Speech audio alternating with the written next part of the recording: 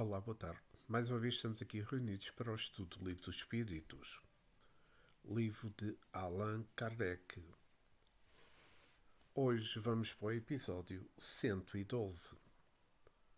Mas antes de iniciarmos, quero pedir ao nosso Mestre Jesus, o mentor deste trabalho, aos nossos guias espirituais, para que tenhamos neste momento de estudo paz, discernimento, amor, para que possamos compreender da melhor forma e da forma como o Espírito da Verdade nos ensina estas perguntas e respostas que vamos estudar hoje. Obrigado, Jesus, e que assim seja. Vamos então iniciarmos o nosso estudo. Relembro que estamos na terceira parte das leis morais.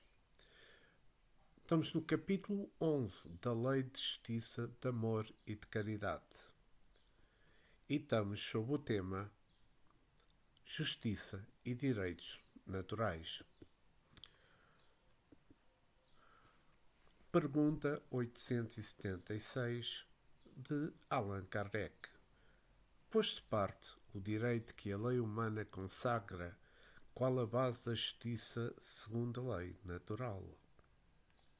E o Espírito da Verdade responde: disse o Cristo: queira cada um para os outros o que queria para si mesmo. No coração do homem imprimiu Deus a regra da verdadeira justiça, fazendo cada um desejo ver respeitados os seus direitos. Na incerteza de como deva proceder com o seu semelhante, em dada circunstância, trata o homem de saber como quereria que com ele procedessem, em circunstância idêntica. Guia mais seguro do que a própria consciência não lhe podia, Deus haver dado. Allan Kardec faz um pequeno comentário a esta pergunta 876, que é o seguinte: efetivamente, o critério da verdadeira justiça está no querer cada um para os outros o que para si mesmo quereria, e não querer para si o que quereria para os outros. O que absolutamente não é a mesma coisa.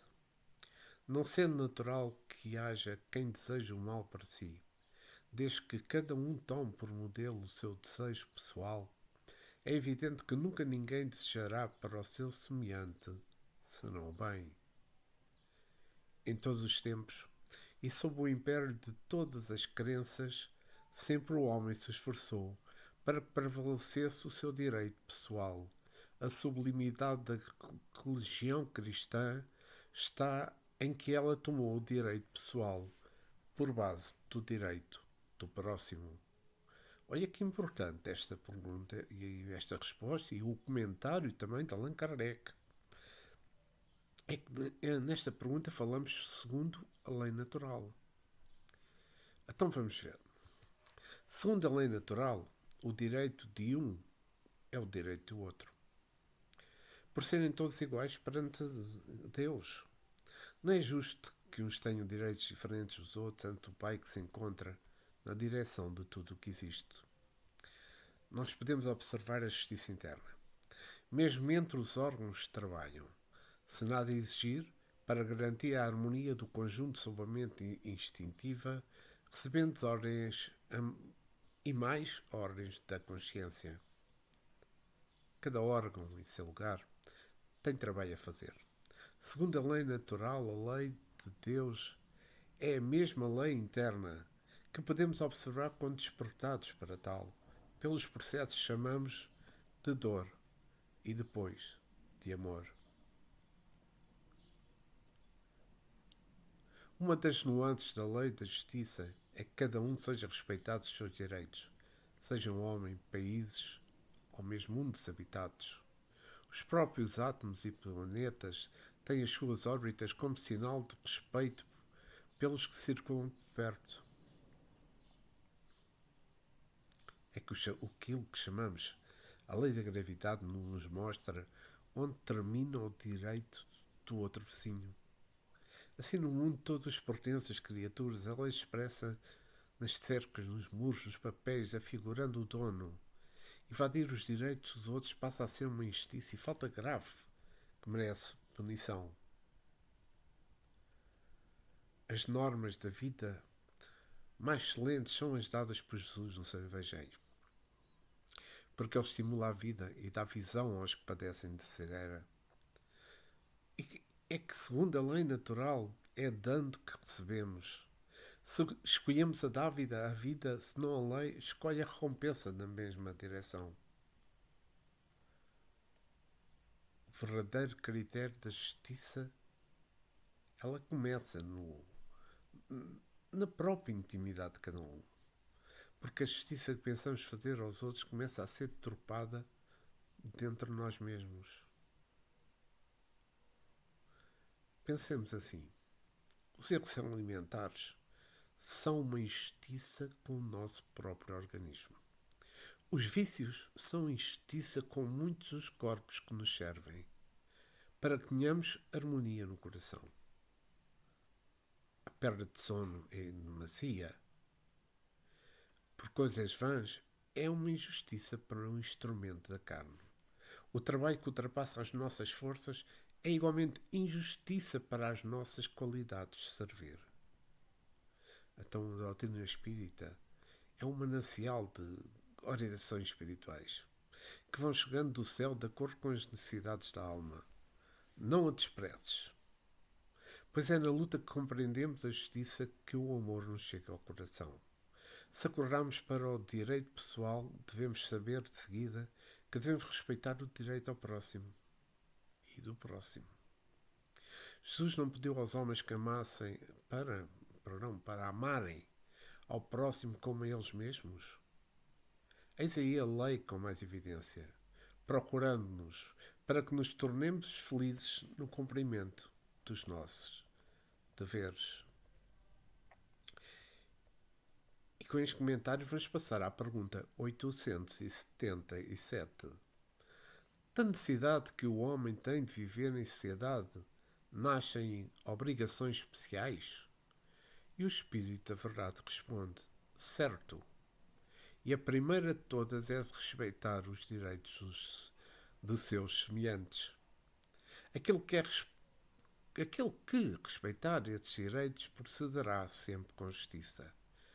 Em o vosso mundo, porque a maioria dos homens não pratica a lei de justiça, cada um usa de represálias. Essa é a causa da perturbação e da confusão em que vivem as sociedades humanas. A vida social outorga direitos e impõe deveres recíprocos.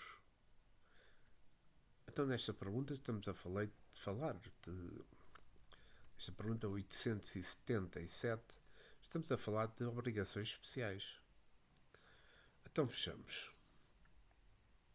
Nós queríamos sempre deveres especiais para onde transitamos, elevando a nossa capacidade de trabalho no campo em que estamos situados. Certamente que a necessidade que o homem tem de viver em sociedade cria deveres especiais que abrem igualmente os caminhos do conhecimento. Existem muitas áreas a serem pesquisadas e elas esperam a nossa boa vontade de procurá-las, enriquecendo assim as nossas experiências que são valiosas frente à nossa libertação espiritual. Então, quando nós vivemos em conjunto, criamos muitas leis e criamos também muitas obrigações, como sendo deveres para os que os outros possam nos ajudar. Eles recebem de nós o estímulo da vida e o respeito. Viver em sociedade é crescer em Jesus. Pastor de todo o rebanho da terra. A capacidade da criatura aumenta porque se encontramos mais conforto em conjunto. Ele nos pede mais compreensão, no sentido de educarmos para servirmos melhor. O homem na sociedade é obrigado pelas circunstâncias que o rodeiam a ser equânime, para que os seus companheiros. Esse gesto é semente de luz para a luz do seu próprio caminho. Nós sabemos que a alma evoluída compreende com facilidade os seus deveres ante a sociedade e ainda ultrapassa o cumprimento desses deveres com obrigações a mais. E faz tudo isso por amor e com amor. O seu coração, das almas evoluídas, pulsa para a fraternidade e vive feliz por saber conquistar os corações, exemplificando a verdade. O sábio não faz outra coisa, e os chamados místicos somente se interessam pela harmonia que possa visitar os corações desesperados.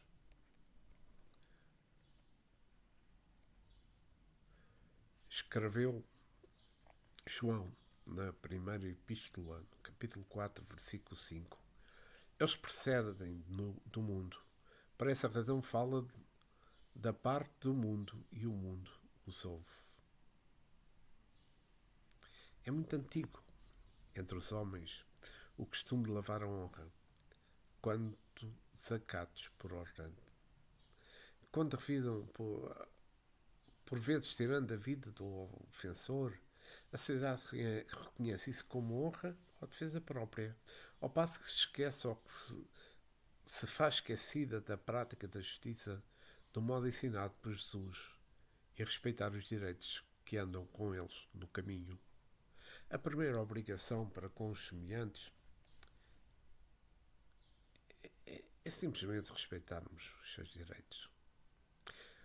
Este é o ponto mais alto da justiça, mostrando para com os outros que os outros têm os mesmos direitos diante do amparo da lei de Deus.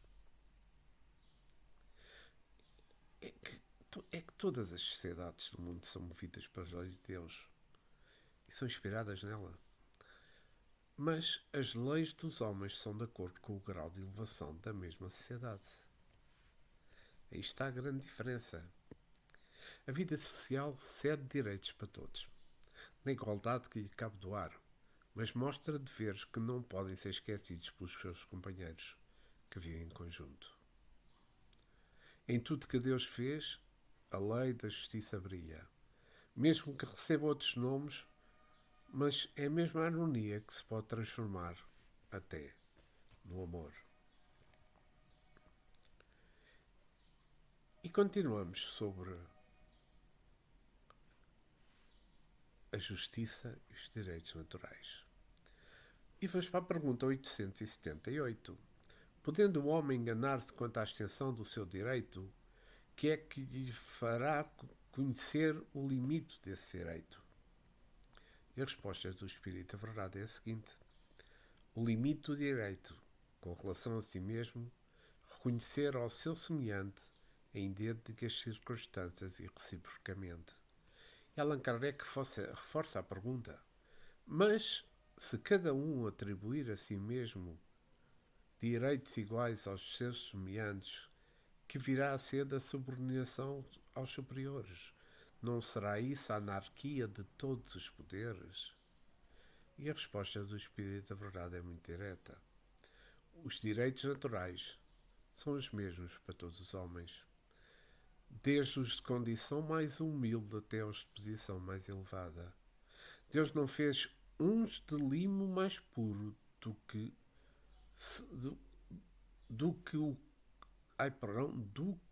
o de que serviu para fazer os outros, e todos aos seus olhos são iguais. Esses direitos são eternos. Os que os homens estabeleceu parecem com as suas instituições. Demais cada um sente a força ou a fraqueza de saber sempre ter uma certa deferência para com os que merecem por suas virtudes e sabedoria. É importante acentuar isso, para que os que se julgam superiores conheçam os seus deveres, a fim de merecer essas deferências. A subordinação não se achará comprometida quando a autoridade for deferida à sabedoria. Bem, isto deixa um bocadinho sem palavras, mas é porque pouco posso comentar sobre isto. Porque eu acho que diz tudo. É que aqui estamos a falar, e o Espírito da Verdade nos transmite o limite do direito. Pois, como já foi falado anteriormente, e eu mencionei já isso, o que faz com que o homem reconheça os limites dos seus direitos é colocar no lugar do outro. É sentir as suas limitações. Nós que acreditamos que tudo vem de Deus, ele não se esquece de inspirar a todos os seus filhos pelas linhas divisórias dos seus direitos, onde começa o dever. Então o homem sabe, por intuição divina, até onde pode ir. Até onde pode passar a respeitar o seu irmão. Se analisarmos bem o quanto o próximo nos ajuda a viver, nós nem chegaríamos às fronteiras a respeitar. E temos o Evangelho de Jesus. O Evangelho de Jesus é um código universal, capaz de levar o homem à condição de angelitude, à sua máxima pureza, pelo elevado procedimento, por clarear nos corações a justiça e o amor para com Deus e o próximo. Então não devemos ter limites para respeitar, nem para amar, nem para perdoar. Os limites foram feitos por causa do egoísmo e do orgulho, invencedores das leis alheias, usurpadores dos esforços dos outros, estabelecendo assim a desarmonia por toda a parte. Os direitos naturais das criaturas são iguais, como já referi. E também já referi que Deus não iria fazer diferença entre elas. A consciência dentro de cada um sabe regular os direitos de todos, criando um ambiente para a educação e aprovando os bons modos que os homens e as almas vão aprendendo no decorrer dos séculos. O espírito elevado pensa mais nos seus deveres e esquece os seus direitos, que a própria lei lhe entrega com carinho. Os companheiros que não atingiram essa elevação procuram, em primeiro lugar, os seus direitos, que por vezes fazem-o esquecer dos seus deveres. E todos nós conhecemos o primeiro dever divino, que é amar. Se o reconhecermos como tal, então devemos esforçar todos os dias da nossa vida para esse desempenho. Porque somente o amor nos abre os olhos para ver e conquistar a paz interior. João, também na primeira epístola, no capítulo 4, versículo 11, escreveu: Amados, se Deus de tal maneira nos amou, devemos nós também amar uns aos outros. Então, deste modo, tudo que o perdão em nós tornar-se-á ambiente de paz, de alegria e de concórdia, porque o amor é a força de Deus no coração dos espíritos. Quem ama sabe dos seus direitos e nunca ultrapassa os dos outros, empreendendo que todos vivemos no seio de Deus e que uns vivem por causa dos outros. A vida é uma cadeia de luz, onde as almas são elas que se prendem, para manter a própria vida no fulgor que é devido.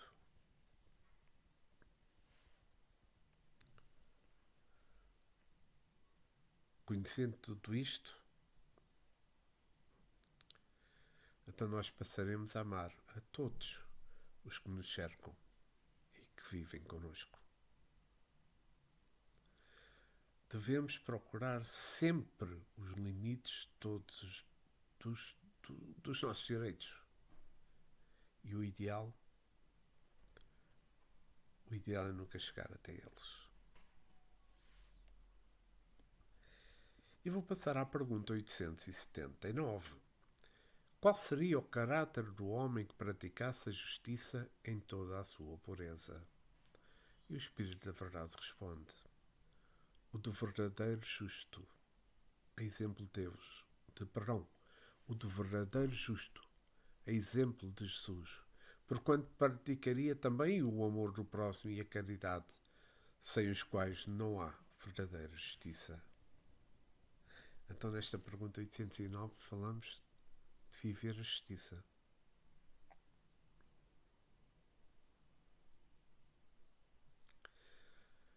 Nós sabemos que a justiça universal, que acompanha os sentimentos puros em todas as suas forças da justiça e com amor, só conhecemos em Jesus.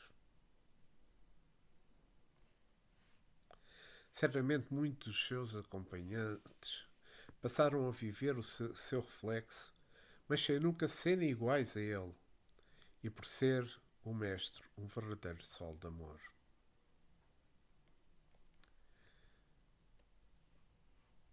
A natureza vive a justiça. A justiça vive a caridade.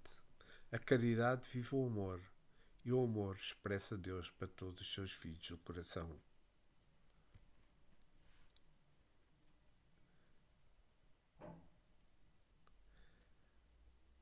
Se queremos sentir paz no coração, esforcemos para viver em justiça. Nós comecemos com as coisas simples, com nós mesmos, com as nossas ideias, com a nossa família, com a nossa vida de dia a dia, que veremos a suavidade penetrar nos corações e estabilizar a nossa consciência. Quem pensa na justiça, trabalhando para mostrá-la aos outros pelos seus atos, passa da morte para a vida. A vida domina a luz interior, espanca as trevas e a alegria desponta na frente do sorriso a iluminar os próprios gestos. Nós sabemos que já passamos da morte para a vida, porque amamos os irmãos. Aquele que não ama permanece na morte.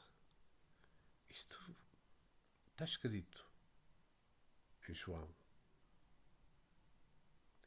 Eis aqui a fala do companheiro em Jesus, nos mostrando o valor do amor e da justiça.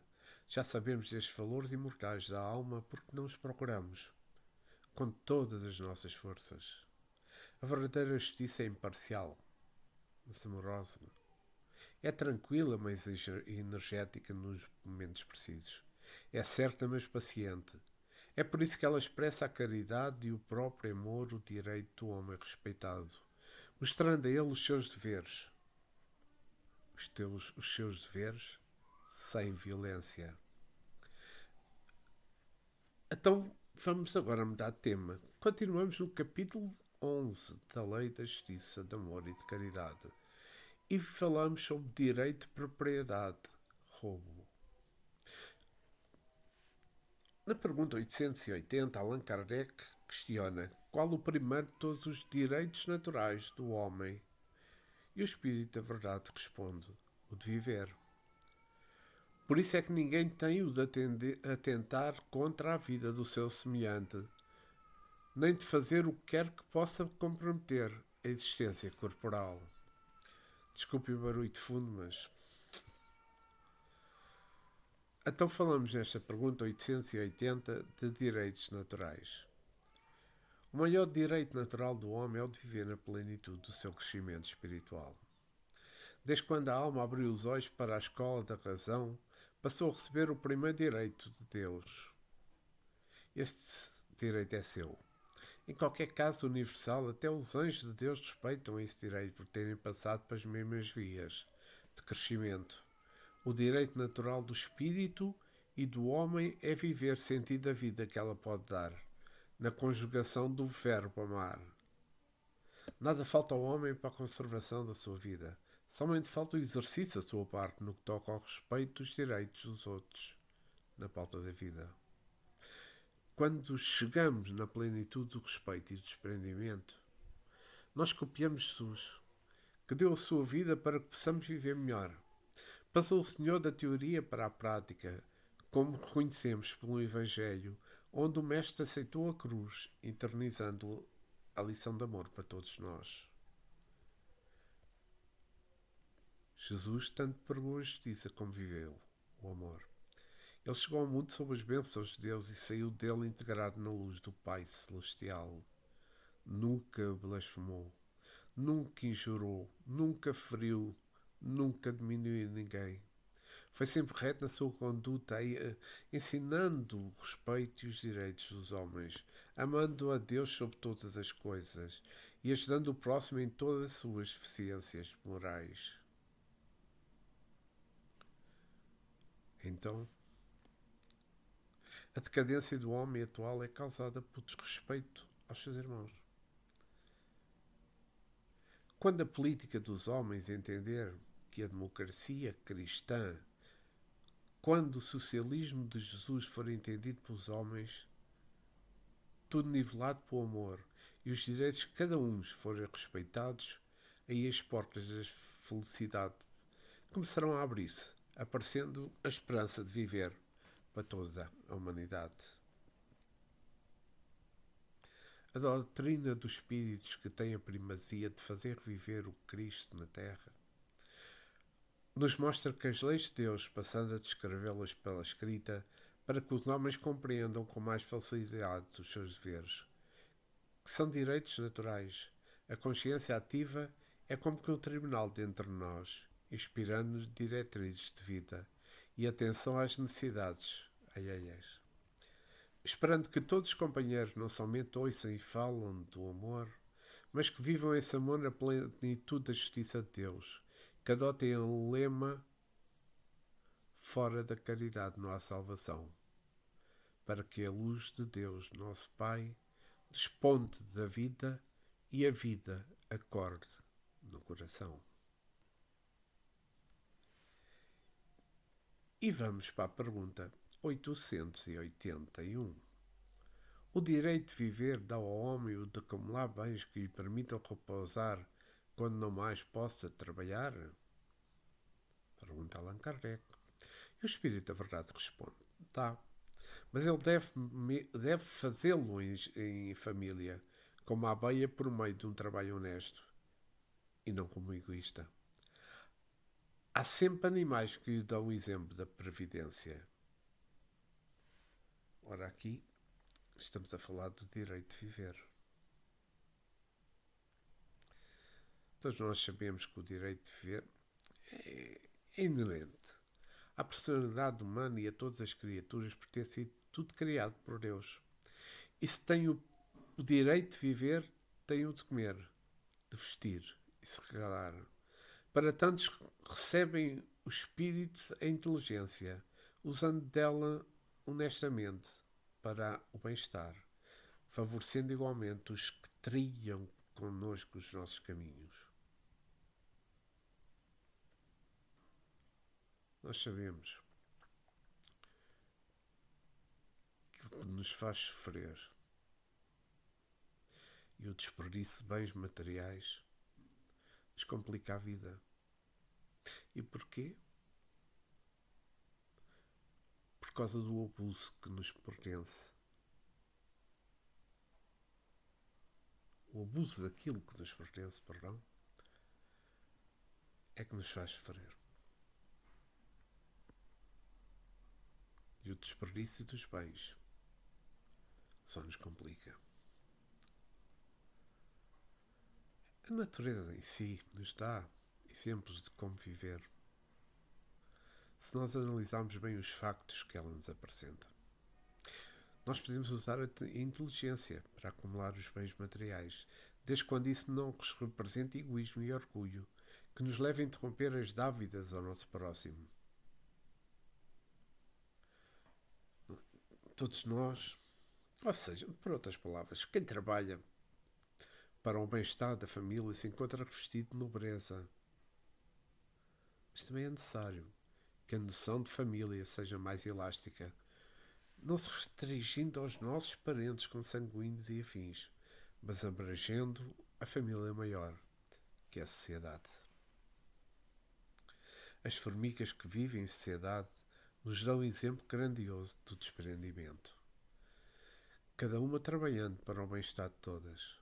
Assim devem os homens fazer. A doutrina que Jesus nos trouxe para o equilíbrio da vida, o conhecimento do parentesco espiritual, ensinando-nos que todos somos iguais na igualdade, que o amor nos une, é capaz de nos mostrar um só Deus. a derramar sobre todas as criaturas a vida em abundância. Esse é, pois, o direito de vivermos juntos, irradiando a pureza a pura fraternidade universal, onde todos são amigos na Irmandade de Jesus. O trabalho honesto é fonte de paz e o desprendimento cristão é ambiente de contentamento. Quem se prende aos meios naturais pela avareza fica preso a elas pelo coração. A alma dentro do cristianismo não procura os primeiros lugares nos banquetes, nem as direções dos templos para se mostrar, por sentir no coração a igualdade da vida e o bem-estar dos sentimentos puros. Então, nós primeiro devemos amar-nos a nós mesmos. Depois, amar a família. Amar a sociedade. Amar o ambiente em que vivemos. Amar a natureza. Que esse conjunto de amor nos será devolvido com grande acréscimo de vida. E vida em abundância. E que esse amor se transforme em caridade benfeitora, que está sempre doando e transformando tudo na verdadeira fraternidade. Comecemos as coisas com honestidade e não vejamos em ninguém a maldade. Não nos sintamos ofendidos com nada e tenhamos sempre um sorriso para que os connosco vivem e trabalham, que Deus e Cristo passarão a abrir os braços do nosso coração, estabelecendo o céu na nossa consciência. E vamos passar para a pergunta 882. Tem o homem o direito de defender os bens que haja conseguido juntar pelo seu trabalho? E a resposta do Espírito da Verdade é a seguinte: não disse Deus, não roubarás?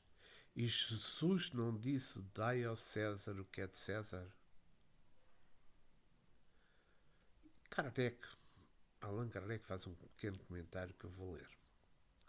O que, por meio do trabalho honesto, o homem junta, constitui legítima propriedade sua, que ele tem o direito de defender, porque a propriedade que resulta do trabalho é um direito natural, tão sagrado como o de trabalhar e de viver.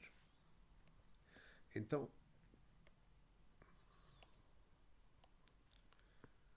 nesta pergunta 802, falamos da defesa dos bens. Todo homem, no meu entender, tem o direito de defender os bens que possui, desde que quando eles tragam a marca da honestidade. Mas existem muitos meios ilícitos, de defesa, dos quais devemos assegurar os seus bens terrenos para nós e para os outros, sem que usura de intrometa, ou seja, destruturando a nossa vida. A melhor defesa dos bens terrenos é a honestidade. Se não usarmos a ninguém, estaremos construindo defesa segura em todos os lados dos bens materiais. Não nos esqueçamos igualmente de ajudar os que precisam do pão, da veste e do teto. Nós lembremos da palavra bem formada assinalando o amor, a fé e a vida. Porque o dever do cristão é semear a vida, para colher a vida. Semear a fé para colher a certeza.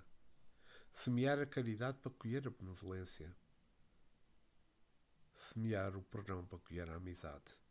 Semear o amor para colher a felicidade. És todas as defesas de tudo o que nos pertence na vida. Entretanto, existe o passado a nos cobrar no presente e que, por vezes, nos leva a ceder muitas coisas para saldar as dívidas que fizemos, para descarregarmos as nossas energias inferiores que acumuladas por invigilância. A vida transformará essas perdas em lições valiosas para o futuro. A legítima propriedade é aquela que acumulamos com o trabalho honesto. E a mais legítima são os valores da alma que bem conhecemos e dos quais o Evangelho dá notícia. O velho texto sagrado, repetido no livro no qual nos inspiramos, nos diz: não roubarás.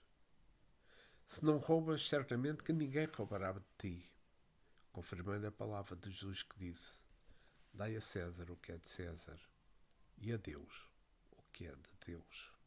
Certamente que a justiça que se pratica defende todos os bens externos, porque os bens imperecíveis, que são os internos, a esses ninguém tem acesso. O homem superficial gosta de ser bajulado, ativando a vaidade e a prepotência.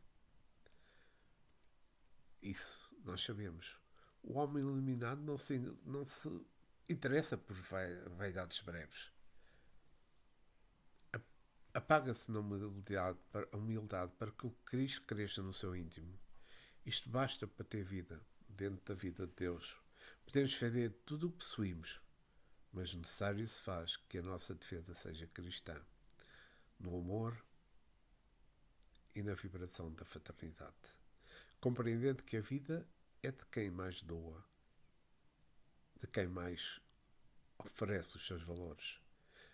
E quanto mais circulam, mais dão notícias ao seu doador. Ajustemos a mente na mente divina, que Deus passará a ser reais, visível na nossa intimidade, nos dizendo: a paz seja convosco.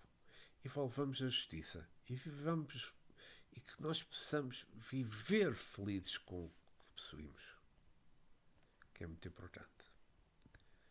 E vamos passar à pergunta 883. É natural o desejo de possuir? O Espírito da Verdade responde: sim. Mas quando o homem deseja possuir para si somente e para a sua satisfação pessoal, o que há é egoísmo.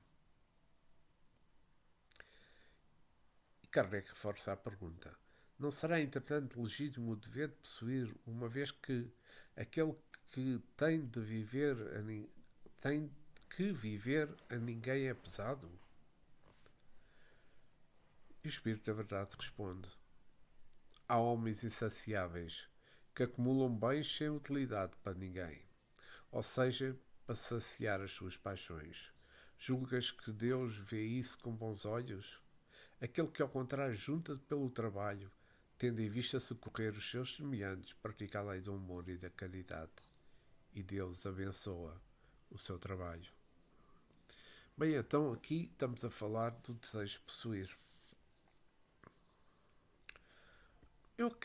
Acaba por ser normal o desejo de possuir nas escrituras.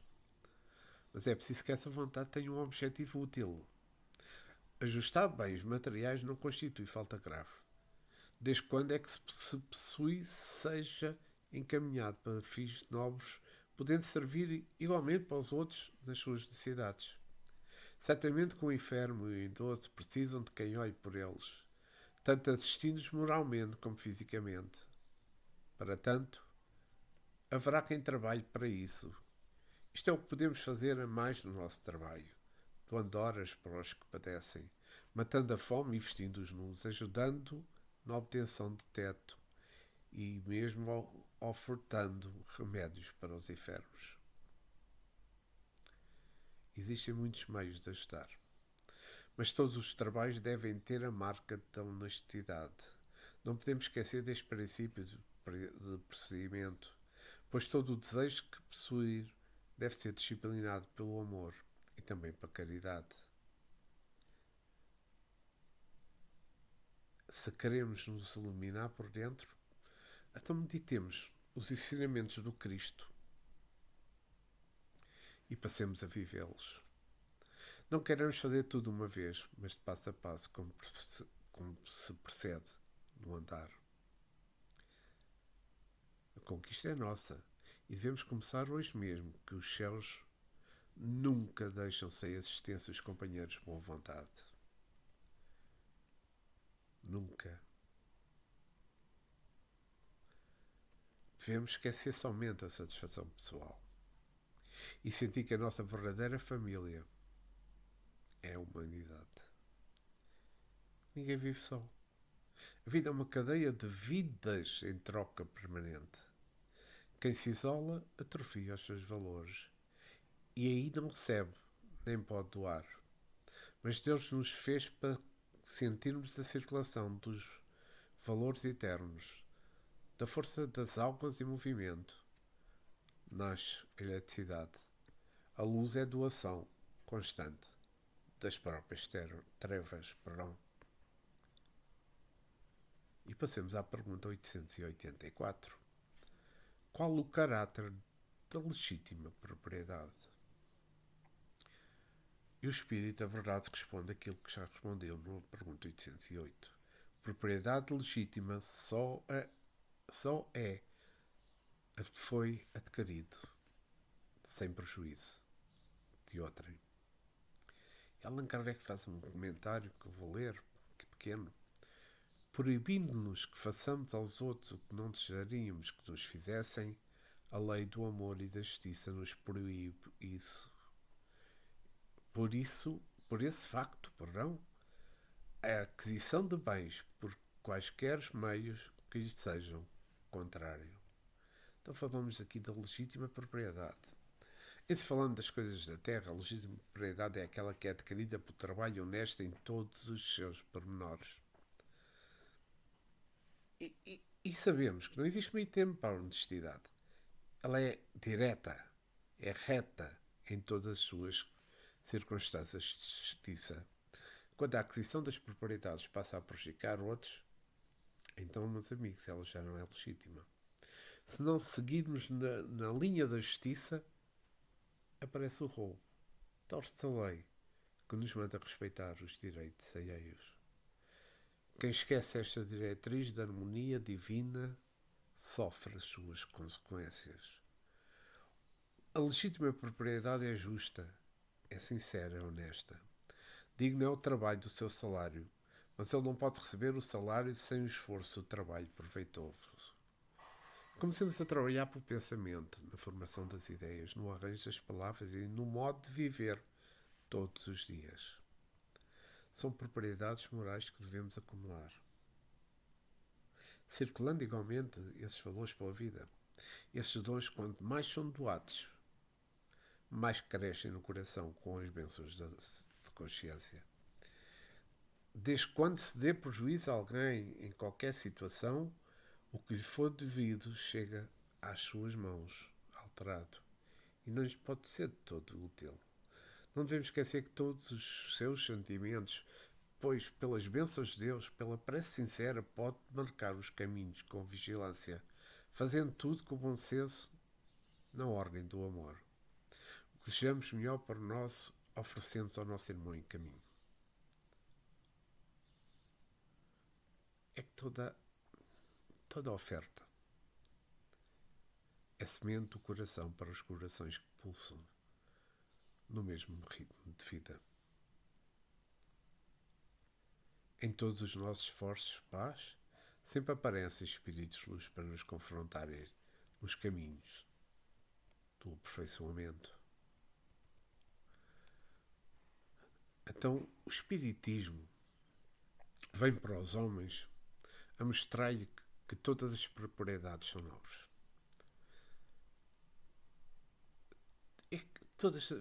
São mesmo todas as propriedades são nobres, mas desde que sejam bem usadas pela lei da justiça.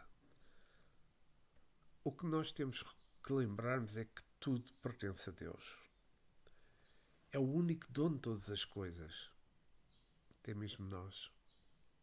O coração de Deus pulsa no universo, nos doando a vida dominante. O de Cristo pulsa dentro de nós, nos mostrando Deus na consciência. E continuamos sobre o tema direito de propriedade, roubo. Pergunta 885. Será ilimitado o direito de propriedade? E a resposta do Espírito da Verdade é a seguinte. É fora da dúvida que tudo o que legitimamente se adquire constitui uma propriedade. Mas, como havemos dito, a legislação dos homens, porque imperfeita, consagra muitos direitos convencionais que a lei da justiça reprova. Essa é a razão por que eles reformam as suas leis, à medida que o progresso se efetua e que melhor compreendem a justiça. O que num século parece perfeito, afigura-se bárbaro no século seguinte. Então, aqui, esta resposta é como é dizer, é mais que objetiva. É uma resposta que eu acho que não vou fazer praticamente comentário, mas muito rapidamente. Os direitos dos homens na Terra são mutáveis.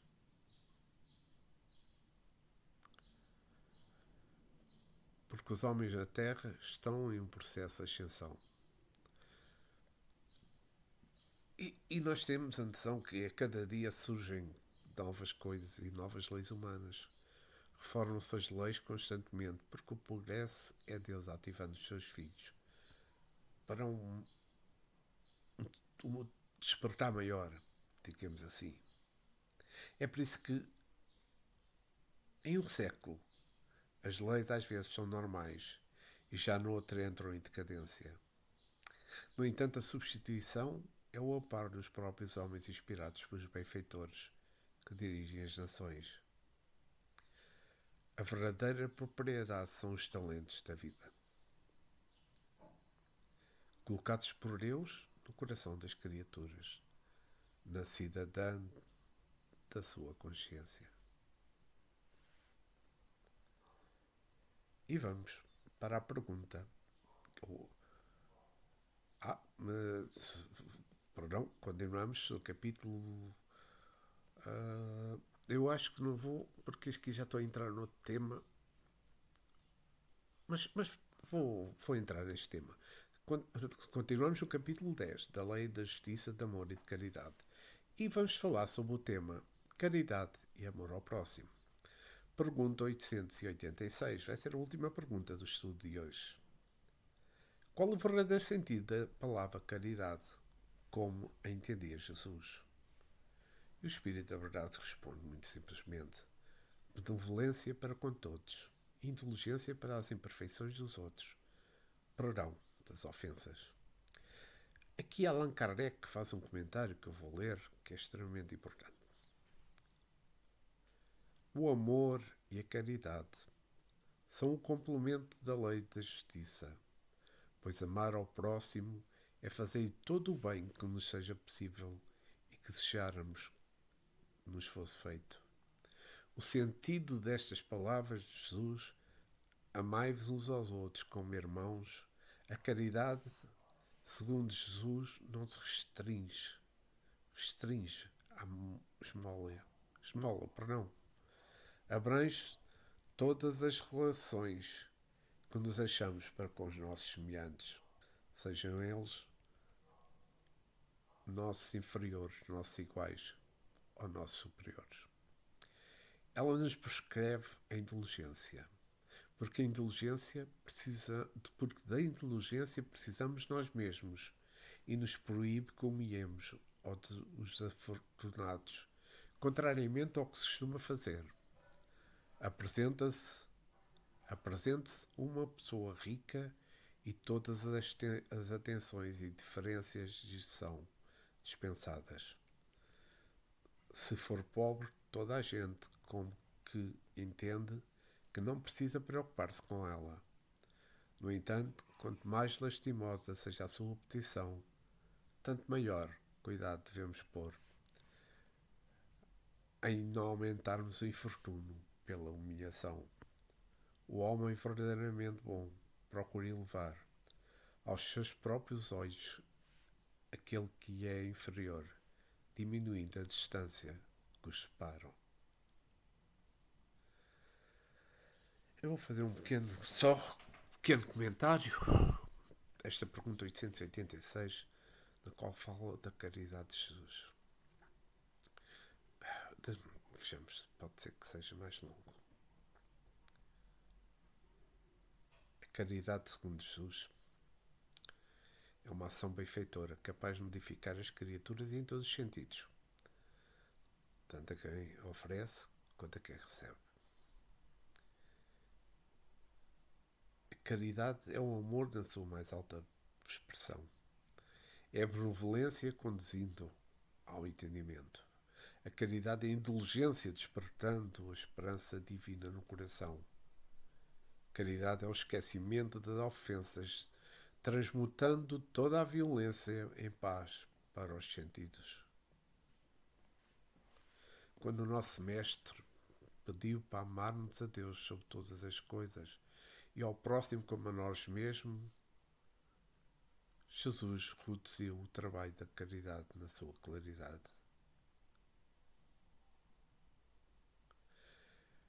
Onde se gera a união de todos os seres. A caridade pura não se restringe somente à comida, às vestes, ao teto. Ela se estende em todas as direções que possamos nós poder entender. A caridade salva, porque todo.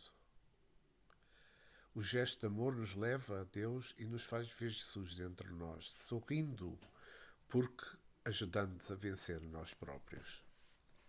Desfrutamos a vida pela caridade de Deus. Desfrutamos-la pelos valores do amor, pela caridade de Jesus. E em todo o trabalho que fizermos, nós não nos esqueçamos da caridade, pois ela ilumina a vida e nos faz viver em plenitude de amor. Por outro lado, a benevolência é tão grande que se manifesta de modo diferente para cada criatura de acordo com o seu entendimento. Eis aí a justiça nos caminhos da fraternidade. Quando encontramos um rico, devemos sentir o mesmo amor que temos quando estamos junto a um pobre. Devemos despertar a alegria por estarmos diante de um ser humano, que é o mais importante. Os bens materiais pertencem a um só dono e todos somos herdeiros para usarmos esses bens materiais sem que o abuso nos prejudique a vida. Não podemos enganar a vida, manifestando o que não somos, para termos o que não possuímos. As mudanças de dentro é que mudam para fora. O que conquistamos são valores eternos e o que mostramos sem a conquista é breve e o vento leva. A caridade não pode ser somente aparente, sem vida própria. A verdadeira é a luz do coração na maturidade das almas. Os que desejam viver na luz, pelo contrário, os que pretendem viver na ilusão, são aqueles a quem se refere o Evangelho, que recebem a luz, mas permanecem nas trevas. Essa é pura realidade. Jesus Cristo não somente entendia desta forma a caridade, mas muito mais. Ele é a própria caridade, na manifestação do Pai na Terra. O homem que conhece a caridade e a pratica não se distancia de ninguém, por ser tal ou qual companheiro inferior em muitos aspectos. Ele se aproxima de todos com a mesma gratidão pela vida, ao colocá-lo junto a todos, compreendendo que todos são filhos do mesmo Deus. Verifiquemos o sol, a chuva e o próprio ar, que não escolhe a quem clareia, a quem mata a sede e, sobretudo, quem sopra. Caridade e justiça, na mais alta vibração de amor. E ficamos hoje pela pergunta 886. No próximo episódio vamos para a pergunta 887 e vamos continuar sobre o tema caridade e amor do próximo, no capítulo 10 da Lei da Justiça, de Amor e de Caridade. Mas antes de terminar, quero agradecer ao nosso Mestre Jesus, ao mentor deste trabalho, aos nossos guias espirituais, por terem-nos permitido este momento, que eu espero tenha sido discernimento para vosso entendimento destas perguntas e respostas do Espírito da Verdade. Neste livro de Allan Kardec, escrito em Paris em 1860, nesta obra que nos traz o Jesus vivo, que nos traz aquilo que Jesus não nos pôde explicar no momento em que esteve entre nós, há 2000 anos. Porque nós ainda não éramos capazes de perceber o que Jesus nos explicava. Mas agora com o Espiritismo, tudo muda. Tudo mudou. O nosso entendimento é maior. E para isso,